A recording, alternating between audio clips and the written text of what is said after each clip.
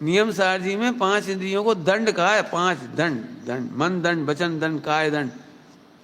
दंड दंड कहा है, दंड मन वचन का है, दंड है। दंड में मिली है तुम्हें जी, भगवान नहीं बने उसके दंड में मिली 5 इंद्रियां और मन वचन का है। और आप क्या कर रहे हो? खुश? पंडित जी बहुत भाग्य अच्छा है। क्यों भाग्य अच्छा है? अरे यदि पुरुषार्थ अच्छा होता तो मुनि होती, पुरुषार्थ अच्छा होता तो तुम्हें धन के अभाव में भी आनंद की रास्ता मिल जाती। क्या कह रहे हैं हम? पुरुषार्थ बढ़िया होता तो धन के अभाव में रोते नहीं, धन के अभाव में आनंद करते। मच्छर भगाने का उपाय नहीं करते, मच्छरों के बीच में भी आत्मा की आनंद कर रहे होते। अब तो समझ गए ना उपसर्ग परिचय, उपसर्गों के परिचय। अब ये सब पुरुषार्थ है, इस तत्व ज्ञान को समझो, एक पुरुषार्थ है। पदार्थ दर्शन करना है। पहले पहले आप समझाओ, हम लोगों को सुना जाओ थोड़ा बहुत। हम आ जाओ, यहाँ लगा, हाँ यहाँ लगा दो, लगा दो बेटे।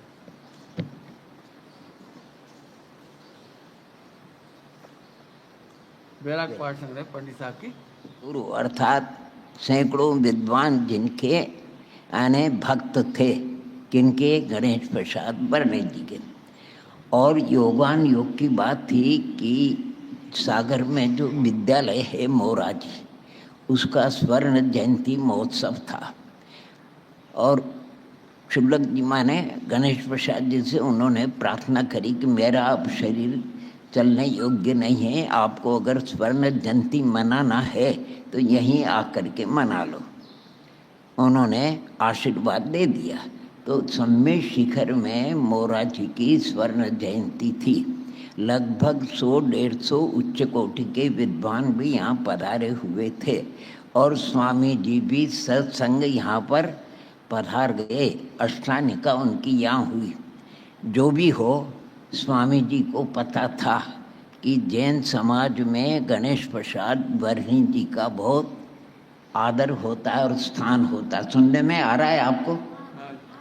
इसलिए उन्होंने सम्य शिखर में मंगल प्रवेश करने के अनंतर सीधे खास खास लोगों के साथ में ईश्वरी पधारे। कहाँ पर? जहाँ वर्णी जी विराजमान थे और बड़े आनंद के साथ में, हर्षायमान के साथ में, बड़े वात्सल्य के साथ में उनका, वो भी सरल थे। और स्वामी जी पहुंच गए, जैसे ये तगत है, तगत पे बैठे हुए थे वर्णी जी, और स्वामी जी पहुंचे तो उनको अपने तगत पर बिठा लिया, हाथ पे हाथ जिसको कहना चाहिए, जो कुछ उनकी वार्ता हुई हो। इसके बाद स्वामी जी ने कहा कि हम 8 दिन के लिए अष्टानिका सम्य शिखर में कर रहे हैं, आपको वहाँ पधारना है। यानी आपका जितने भी परिकर विद्वानों के साथ में। बोले कि हम तो वहाँ स्वर्ण जयंती के लिए आ ही रहे हैं। नहीं आए, समझे? नहीं, आपको स्वर्ण जयंती के लिए तो आना है, लेकिन आपको सभा में पधारना है। सबसे बड़ी बात क्या है? जो हमारी धर्म सभा होती है, हम समय सार के ऊपर प्रातःकाल, उनका नियम है समय सार के ऊपर प्रवचन करना, बाकी मध्याह्न में अन्य ग्रंथों को लेते थे। तो उन्होंने कहा कोई बात नहीं, शिखर जी आ रहे हैं, हम आपके वहाँ प्रवचन में भी आएंगे। सचमुच में वो आए। मय संगी ब्रह्मचारी विद्वान थे और सभा लगती थी, उनको जैसा व्यवहार में स्थान है वैसा स्थान, उचित स्थान दिया। 1.25 घंटे स्वामी जी समय सार के ऊपर कर्ता कर्म जो अधिकार है दूसरा, यानी जीवाधिकार के बाद कर्ता कर्म क्रिया अधिकार है, उसमें आश्रव और आत्मा, यानी आश्रव और आत्मा में क्या अंतर है? आत्मा पवित्र है, नित्य है, अखंड है, न्यायक है। आश्रव तो विकारी भाव है, अशुद्ध भाव है, विभाव भाव है, अनित्य है, क्षण भंगुर है। जो कुछ 3 दिन यानी 8 दिन तक प्रवचन चलता था। वर्णी जी और उनका सारा परिकर, विद्वानों में पंडित बंशीधर जी, जगन मोहन लाल जी, फूलचंद जी आदि उच्च कोटि के विद्वान थे, सब सुनते थे। बाद में 15 मिनट के लिए वर्णी जी बोलते थे। कितने? अब जो प्रकरण चल रहा है समय सार का, और जो बात यथावत है पूर्वाचार्यों के द्वारा वस्तु स्वरूप है, उसमें 19 बीसी क्या होगी? बोले कि जो बात कही जा रही वो बिल्कुल कुंद कुंद आचार्य भगवान ने, अमृतचंद स्वामी ने और जयसेन महाराज ने सब इसी बात को उन्होंने 8 दिन तक बराबर चलता रहा। और कुछ छोटी बात है, और शाम को रात्रि को 8 बजे तेरा पंथ कोठी में, नहीं आज समझ, विद्वानों की सभा होती थी तो हम वहाँ पर भी जाते थे, सुनते। तो एक इंद्रलाल जी शास्त्री जयपुर के थे, छोटे कद के थे। कुछ उन्होंने अच्छा शब्द नहीं बोला स्वामी जी के विषय में। तो एक कोई ब्रह्मचारी थे, भगवा वस्त्र पहनने वाले, नहीं आज सब एक घटना आंखों देखी, मैं आपको सुना रहा हूँ। वो खड़ा हो गया और उनको मारने के लिए, तो बीच बचाव में विद्वानों ने उनका बचाव किया, यानी वो समाप्त हो गई। मैं एक और बात आपको बताता हूँ। वर्णी जी जहाँ विराजमान थे तेरापन कोठी में, वर्णी भवन करके, और वहाँ विद्वान लोग उनको घेर करके बैठते थे और कहते हैं ये स्वामी जी है, ये शास्त्र के विरुद्ध इतनी बातें, कारण कार्य के विषय में, निमित्त उपादान के विषय में, शुभ शुद्धोपयोग के विषय में, अन्य बातों में जो भी है, तो विद्वान लोग आपको बोलना चाहिए, नहीं आए समझे वर्णी जी। और जिस हम चुपचाप, क्यों बड़े विद्वानों के साथ में अपना तो कुछ नहीं, चुपचाप बैठ करके सुनते थे। योगान योग की बात विद्वान 10-20 उच्च कोटि के, रांची के पाठक चंद जी और मक्खन लाल जी, न मानो कौन कौन से विद्वान थे, वो सब घेर करके बैठे थे। पूज्य वर्णी जी बैठे थे, एक ब्रह्मचारी नंदलाल जी करके भगवा कपड़ा वाले थे, वो वर्णी जी के भक्त होंगे। वो आकर के वर्णी जी को माने इच्छा में करके बैठ गए।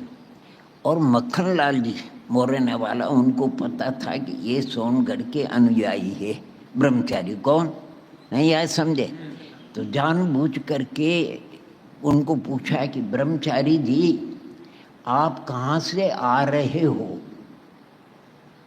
कि मैं तो गिरिराज की वंदना करके आ रहा हूँ, गिरिराज की पवन पावन तीर्थ। अच्छा, तो ये बताओ कि आप वंदना करके आ रहे हो, तो वंदना आपकी आत्मा ने करी कि शरीर ने करी? वंदना आपकी आत्मा ने करी कि शरीर ने करी?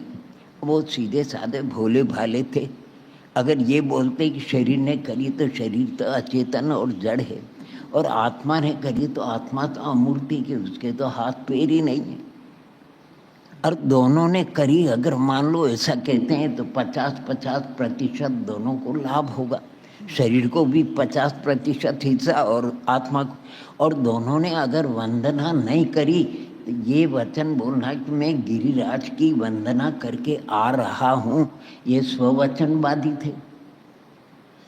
तो उस समय थोड़ा भीतर में था, तो सभी विद्वान बैठे थे। तो मक्खन लाल जी से मैंने कहा कि आदरणीय पंडित साहब, मैं भी गिरिराज की वंदना करके आ रहा हूँ, अगर आपका आशीर्वाद हो तो 2 शब्द मैं बोलूँ। बोले कि अच्छी बात है, बोलो क्या कहना चाहते हो? मैंने कहा गिरिराज की वंदना का जो प्रशस्त भाव था, धर्मानुराग, वो आत्मा के चारित्र गुण का परिणाम था। किसका? परिणमन। और ज्ञान भी आत्मा का क्षावसमिक ज्ञान है, कैसी वंदना करना, कैसा तीर्थ आदि। और श्रद्धा आस्था भी है, सम्यक गुण की पर्याय जो श्रद्धा आस्था वो भी है, और वीर गुण की पर्याय, और एक क्षत्रा भगारो संबंध आत्मा का और शरीर का है। उसमें प्रदेश परिस्पंदन होता है। जब प्रदेश परिस्पंदन होता है तो सारी क्रियाएं शरीर की होती है, और शरीर की क्रिया होने से, जैसे आप मोटर से यहाँ आते वैसे इस शरीर रूपी मोटर के द्वारा वंदना करके आ जाते। तो मोटर को थोड़ी पुण्य लगता है, पुण्य किसको लगता है? मोटर में बैठने वाले और ड्राइवर को लगता है। आया समझ? इस प्रकार पुण्य का भागी तो आत्मा है, लेकिन साथ में शरीर का भी संबंध है। अगर शरीर निष्क्रिय होता है, उसमें कोई लकवा वगैरह और भी कभी होती तो शरीर जा नहीं सकता था। यानी कुछ बातें हमने द्रव्य गुण पर्याय की उनको बोली। देखते रहे सब विद्वान, देखते रहे। आप कहाँ से आए हो? मैंने कहा मैं उदयपुर से आया हूँ। आप कहाँ पढ़ते हो? मैंने कहा उदयपुर पार्श्वनाथ दिगंबर जैन महाविद्यालय, वहाँ पढ़ता हूँ। आपके गुरु कौन है? मैंने कहा मेरे गुरु पंडित मनोरंजन जी शास्त्री है।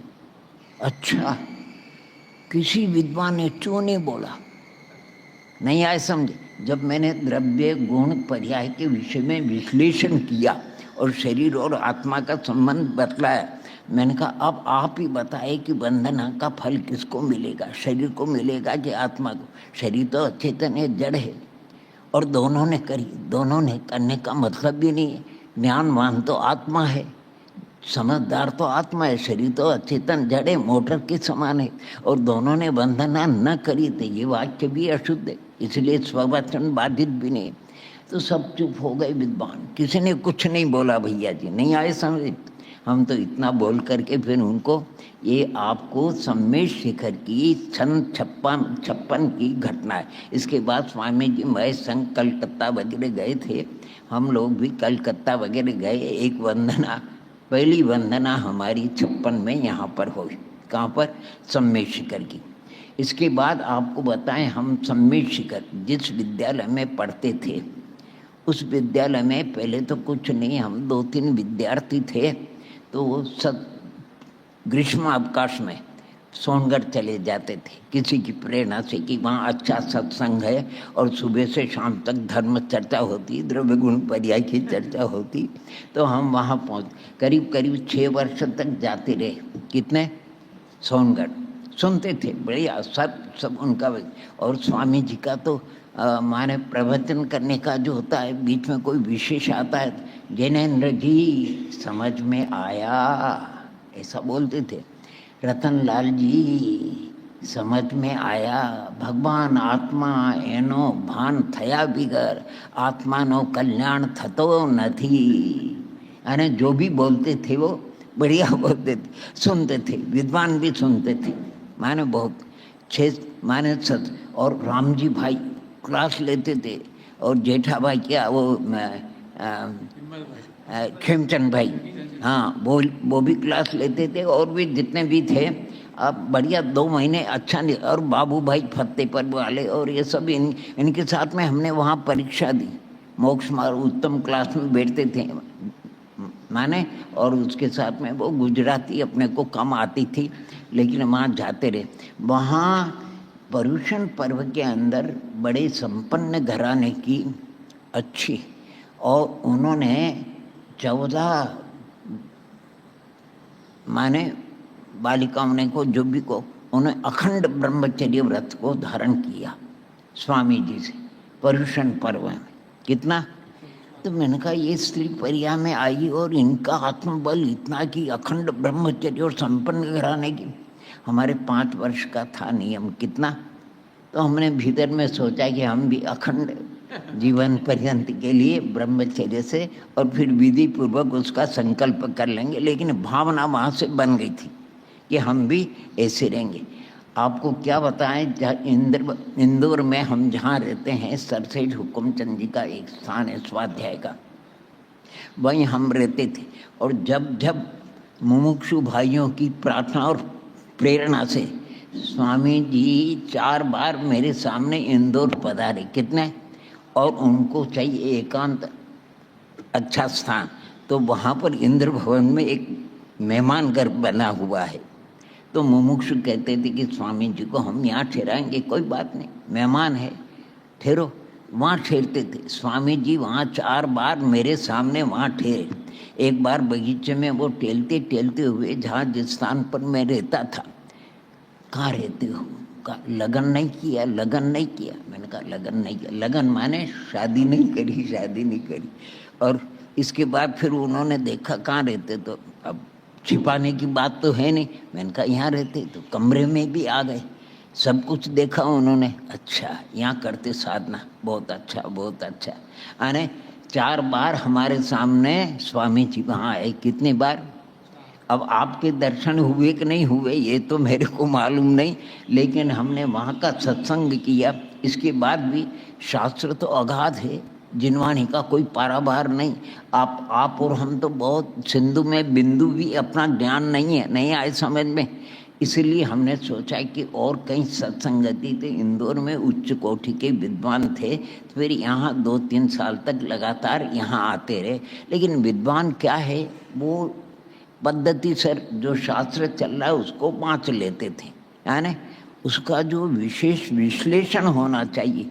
द्रव्य गुण पर्याय क्या है, शुभोपयोग अशुभोपयोग क्या है, शुद्धोपयोग क्या है, निमित्त नैमित्तिक संबंध क्या है, कारणकारी क्या है, उत्पाद वे द्रव्य क्या है, आदि आदि जो बातें, उसका जो विश्लेषण होना चाहिए, वो विश्लेषण हमको नहीं मिलता था, जो कि सोनगढ़ में मिलता था। कितना यानी वहाँ मिलता था। उन्होंने द्रव्य गुण पर्याय के विषय में तो इतना बढ़िया। आज भी लोगों को भ्रांति है, द्रव्य की 6 द्रव्य है, संख्या में अनंत है, एक एक द्रव्य में सामान्य और विशेष गुण, सामान्य गुण और विशेष अनंत गुण है। एक एक गुण में त्रिकाल बढ़ती कितनी पर्याय होती है, जितने 3 काल के समय उतनी पर्याय होती है। अर्थ पर्याय, व्यंजन पर्याय, कम व्यंजन पर्याय भी होती है, लेकिन वो स्थूल पर्याय उसका उल्लेख आया, समझे। और जो कुछ बातें होती थी वो बराबर अपन उसका विश्लेषण होना चाहिए था, वो विश्लेषण नहीं होता। फिर भी सत्संगति में लाभ तो बहुत होता है। राजवार्तिक पढ़ते थे पंडित बंशीधर जी, और धारा प्रवाह, हिंदी बोलना नहीं आता था, संस्कृत में धारा प्रवाह पढ़ते थे। शेर साहब के यहाँ सरसेठ को 3 सभा होती थी, प्रातःकाल 1.5 घंटे की, मध्याह्न काल 1 घंटे की और सायंकाल 1 घंटे की सभा होती थी विद्वानों की। तो सत्संग यानी करीब हमने 7 वर्ष तक इधर उधर यानी सत्संग के लिए जहाँ पर हो वहाँ जाते आते रहे। इसके बाद फिर आचार्य विद्यासागर जी महाराज का यानी उदय हुआ, उनके द्वारा षटखंडागम की वाचना प्रारंभ हुई। तो उनकी जितनी वाचना हुई, एक छूटी, बाकी सब वाचना में हम गए, जहाँ पर भी यानी शताधिक विद्वान एकत्रित होते थे। अच्छे द्रव्य गुण पर्याय की चर्चा भी होती थी। अब विद्वान लोग बाँचते थे, पंडित पन्नालाल जी साहित्याचार्य, फूलचंद जी सिद्धांत शास्त्री, ये लोग बाँचते थे, पंडित कैलाश चंद जी। आपको मालूम नहीं, 2500 निर्माणोत्सव यानी सोनगढ़ में 2500 परमागम मंदिर के प्रतिष्ठा, 2500 निर्माणों मानी। आज से कितने 48 कितने वर्ष हो गए कि नहीं हो गए। उस समय भी कई विद्वान को आमंत्रित किया। एक बहुत बढ़िया बात आपको कहते हैं, सोनगढ़ में जितने भी साधक थे उन्होंने कहा कि एक बार विद्वत परिषद का सम्मेलन यहाँ होना चाहिए। कहाँ पर? यानी जो विद्वत परिषद है भारतवर्ष में जैन समाज की, तो वहाँ के लोग तो सर कि बहुत अच्छी बात है, सारी व्यवस्था अपन करेंगे, खर्चा अपन करेंगे, आमंत्रित कीजिए। तो सन 50 में विद्वत परिषद की सभा माने सम्मेलन हुआ। कहाँ? सोनगढ़ में। आने करीब 150 के करीब विद्वान और सरसेठ हुक्मचंद जी और उनके जितने विद्वान थे 8-10 सब, वो सारे के सारे सोनगढ़ पहुँचे, स्वामी जी को सुनते थे। नहीं आज समझे। एक जीवनधर जी करके अस्त्र शस्त्र के उच्च कोटि के विद्वान, वो थोड़ा सा तर्क और न्यायिक शास्त्र कुछ बोलते थे। सेठ साहब कहते हैं ऐसा तर्क वितर्क अपने को नहीं करना है, ये अभी सब नए नए हैं और इनको अपने में मिलाना, इनके साथ में वात्सल्य रखना, आदर देना। नहीं आज समझे, एकदम से अपने को काट छाँट करोगे तो क्या होगा। शेर साहब तो इतने प्रभावित हुए कि जिस स्वाध्याय भवन में स्वामी जी प्रवचन करते थे, अब इतने विद्वान इतने पहुंच गए तो वो तो छोटा पड़ गया। नहीं आए समझ, बैठने की जगह नहीं। तो शेर साहब ने उसी समय कहा कि बड़ा स्वाध्याय भवन होना, और 70,000 रुपये उस समय उन्होंने दान की घोषणा करी, जिससे वो कुंद प्रवचन मंडप बनाए वहाँ पर। कहाँ? सोनगढ़ में। फिर विद्यार्थी वगैरह, कुछ लंबी कहानी है, लेकिन एक बात जरूर है, हम इतना कोई कुछ भी बोले, सोनगढ़ में स्वामी जी ने जो भी अपने स्वाध्याय की जो धारा यानी तत्व चर्चा जिसको कहना चाहिए, द्रव्य गुण पर्याय वगैरह सब पूरी यानी उनके द्वारा सब लोग जागृत हो गए, जग गए कि शुभ क्या है, अशुभ शुद्ध क्या है, शुभोपयोग शुद्धोपयोग, सारी बातों में उनकी जागृति हो गई। और आज भी थोड़ी बहुत वो परंपरा चल रही है, लेकिन वस्तु तत्व तो अगाध है। जितना अपना ज्ञान बहुत थोड़ा है। अरे यहाँ तक कि शुद्ध केवली बादशाह के पाठी गणधर केवल ज्ञान के सामने उनका ज्ञान भी सिंधु में बिंदु के समान है। किसके समान है? बिंदु के। इसीलिए ज्ञान का क्षाप समय ज्ञान का अहंकार तो कभी होना ही नहीं चाहिए। केवल ज्ञान होए और इसके बाद मैं ज्ञानी हूँ, तो बहुत अच्छी बात है। लेकिन केवल ज्ञानी वीतरागी हो जाते, फिर उनको इस प्रकार का विकार अहम भाव रहता ही अच्छी बात है। आप सब दर्शन के लिए भावना थी, भैया मोती भैया के यहाँ ठहरे थे। मैंने कहा वैसे तो 2-4 बार हम दर्शन कर गए, और इंदौर के एक विजय बढ़ जाते है, विजय है नहीं, उनका अच्छा सहयोग रहा और इस धर्म स्थान को उन्होंने 2 वर्ष में, और इसकी पंचकल्याणक प्रतिष्ठा भी सानंद हो गई, मानसम भी बन गया। स्वाध्याय भवन है, ऊपर वीतरागी प्रतिमा विराजमान है, 24 भी विराजमान है, और यहाँ से सम्य शिखर की टोंकों के भी अच्छे दर्शन होते हैं। विद्वानों के लिए भी कक्ष बनाए और सब साधन है। इसलिए जब भी, एक बार शायद रविंद्र जी थे, उनकी यहाँ क्लास चल रही थी, जो भी हो, उस समय भी हम आए थे। जब भी आते हैं तो एक बार दर्शन जरूर यहाँ करके जाते हैं। बहुत से लोग तो कुछ कहते हैं, अनेक प्रकार के जीव, नाना प्रकार। कुंद स्वामी ने नियम सार में बताया, 157 में गाथा में, नाना जीव नाना प्रकार के प्रणाम, यानी सबके एक सरी के प्रणाम। अध्यवसान जितने हैं, असंख्यात लोक परिमाण अध्यवसात स्थान है। कितने? तो सबके अध्यवसात स्थान मिलते नहीं हैं, और जो कुछ होता है वो अच्छे के लिए होता है, नहीं आता है। स्वामी जी का उदय हुआ तो अच्छे के लिए हुआ, लोगों को जगा गए, वो स्वाध्याय में रुचि लगा गए, लोग गहराई से अध्ययन करने लगे। छड़ाला होगी, द्रव्य संग्रह होगी, रत्नकरण शाबकाचार होगी, यानी तत्वार सूत्र होगी, समय सार, प्रवचन सार, नियम सार, पंचाशिकाय जो भी हो, गोमठ सार, जीव का, अरे छठखंडागम को भी हो, चारों अनुयोगों के शास्त्र सब में जगा करके गए। उनका बहुत ही अच्छा है। हम तो उपकार इसलिए मानते हैं कि सबसे पहले हमको द्रव्य गुण पर्याय की चर्चा का वहाँ से अवसर मिला, इसलिए जिससे जो कुछ आपको हमको मिलता है वो हमारे लिए उपकारी होते नहीं। आज समझे, हमें गुणग्राही होना चाहिए। एक छोटी सी बात आप देखोगे, द्रव्य किसको कहते हैं? गुणों के समूह को कहते हैं, दोषों के समूह को नहीं, गुणों के समूह को। द्रव्य गुणों का समूह है, तो सारा द्रव्य उसके अनंत गुण आए नहीं, और उसमें एक गुण माने चारित्र गुण, और चारित्र गुण की कोई विकारी पर्याय है आपको, वो तो दिख रही है, नहीं आए समझ में, और सारा द्रव्य आच्छादित हो गया, सब गुण आच्छादित हो गए, और पर्याय वो कुछ नहीं दिखते नहीं कितनी। यानी जैसे चील होती आकाश में उड़ती कि नहीं उड़ती, तो मेवा वगैरह सब जगह बिखरा हुआ है, अच्छी अच्छी चीज़ें, उस चील को अच्छी चीज़ नहीं दिखती है, लेकिन हल्की चीज़, विकारी चीज़ उसको दिख जाती है। तो ये तो अतत्व माने मिथ्या दृष्टि का लक्षण है। अगर गुण, खेम जी भाई कहते थे एक बहुत बड़ी बात, सम्यक दृष्टि का लक्षण और मिथ्या दृष्टि का लक्षण क्या होता है? जिसको अन्य में आने राई के बराबर भी गुण पर्वत के बराबर दिखे, और अपने में राई के बराबर भी दोष अगर पर्वत के समान दिखे तो वो सम्यक दृष्टि। और अन्य में अनेक गुण है लेकिन दोष दिखता है, यानी समुद्र के समान गुण है लेकिन दोष जरा सा है तो वो दिख जाता है। अपने में भारी दोष है और अपने को नहीं दिखते हैं, तो वो कौन है? मिथ्या दृष्टि। यानी कहीं अन्यत्र जाने की जरूरत नहीं। अच्छी बात है, आप सब लाभ ले लीजिए। मैं तो दर्शनों के लिए आए भैया सुमृतचंद जी, ये हमारे इंदौर में पधारे कई बार, अच्छी सात्विक वृत्ति है। यानी इन्होंने शायद एक प्रोफेसर थे पहले, छोड़ छुड़ा दिया, और जब तत्व का जब रस लग जाए, यानी आत्मा की ओर बहुमान आ जाए और गुणों का आ जाए, तो दिन लोग, अरे चक्रवर्ती की संपदा, इंद्रलोक की संपदा, चक्रवर्ती के भोग, और सम्यक दृष्टि, काक वीट सम समझत है सम्यक दृष्टि लोग। यानी काक विष्ट क्यों का? कौवा पवित्र चीज नहीं खाता है, अपवित्र चीज खाता है, और उसका जो मल होता है, सम्यक दृष्टि को ये सारी संपदा वैसी लगती है।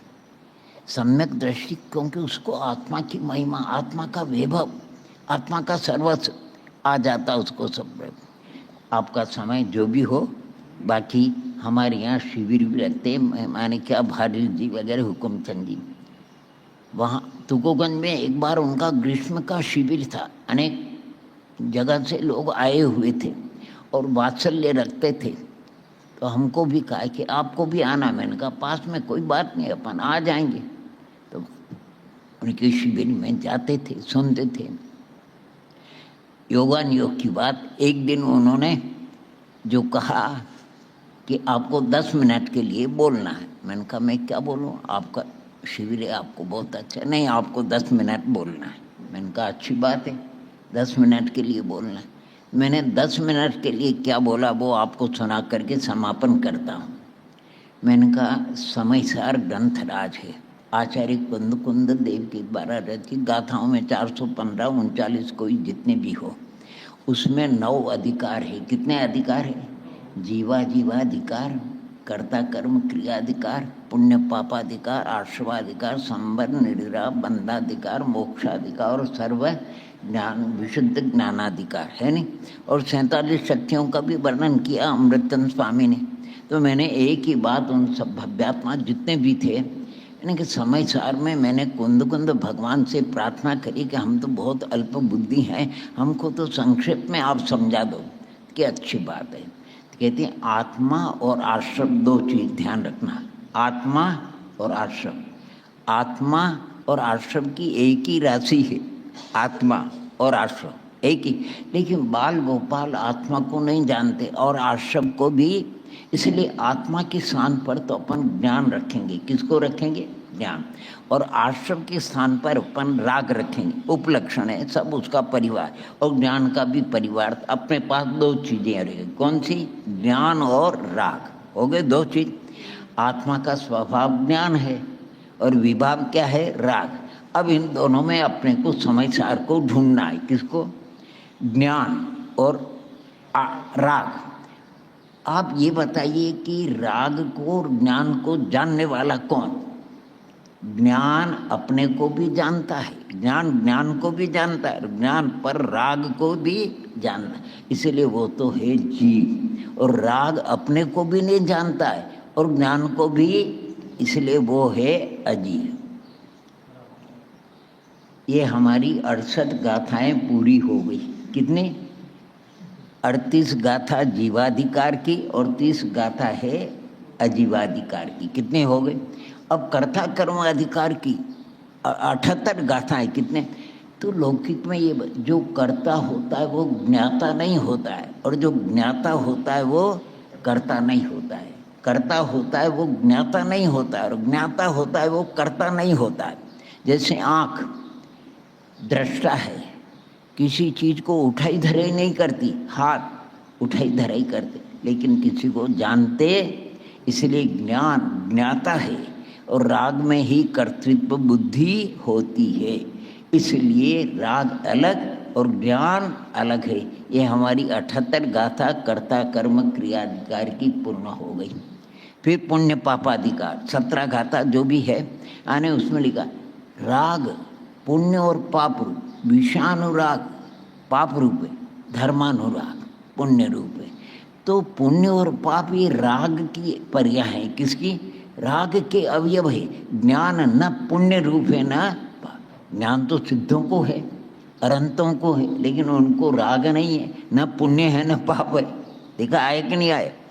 तो इसलिए ये पुण्य पापाधिकार पूरा हो गया, अर्थात पुण्य पाप राग है और ज्ञान वो राग पुण्य पाप रूप नहीं है। आश्रवाधिकार, आश्रव जो होता है वो राग से होता है, ज्ञान से नहीं होता है। ज्ञान से हुए तो अरंत सिद्धों को भी होना चाहिए।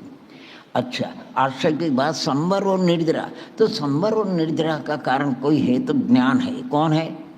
और बंद, राग चिकनाई होती है, चिकनाई से धूल चिपक जाती है, राग से बंद होता है, ज्ञान से बंद नहीं होता है। तो फिर ज्ञान से क्या होता है? ये बंधाधिकार पूरा होगा। जिन परम पेनी सुबुद्धि छेनी, डारी अंतर भेदिया वर्णादिते रागादि, आपको न्यारा किया है। आए कि नहीं? इससे ज्ञान से ही मोक्ष होता है, ज्ञान से ही भेद विज्ञान होता है, ज्ञान से ही आत्मा को ग्रहण किया जाता है, ज्ञान से ही राग से पृथक किया जाता है। ये मोक्षाधिकार हो गया। और आत्मा की महिमा, आत्मा का सर्वस्व, आत्मा का गौरव, आत्मा की संपत्ति, आत्मा का वैभव, जो कुछ को वो ज्ञान है, राग नहीं है। ये हमारा समय साथ पूरा हो गया। ओम नमः, ओम नमः, ओम नमः। बोली अनंतानंद सिद्ध भगवंतों की जय। ओम नमः। आपका समय लिया, आपकी स्वाध्याय में थोड़ा दखल हो गया और इन्होंने याद किया था तो मैंने कहा दर्शन करना है और इनसे मिलना है और दर्शन करना है, इसलिए ओम नमः, ओम नमः। ओम आपकी स्तुति वगैरह जो भी करना होगा। ओम नमः क्या बोल गया? अच्छा ओम, ओम नमः।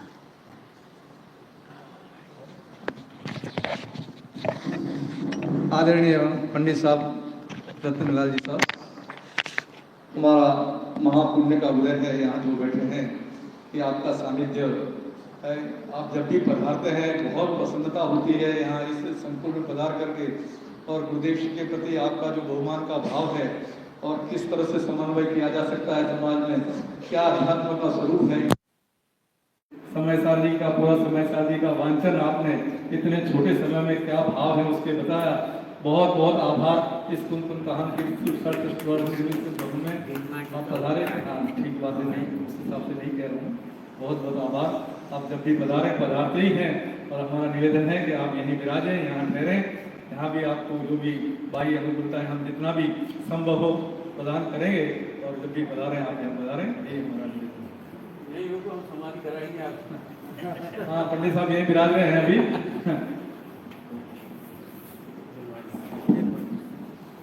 मिथ्यात्म चिन्मणि के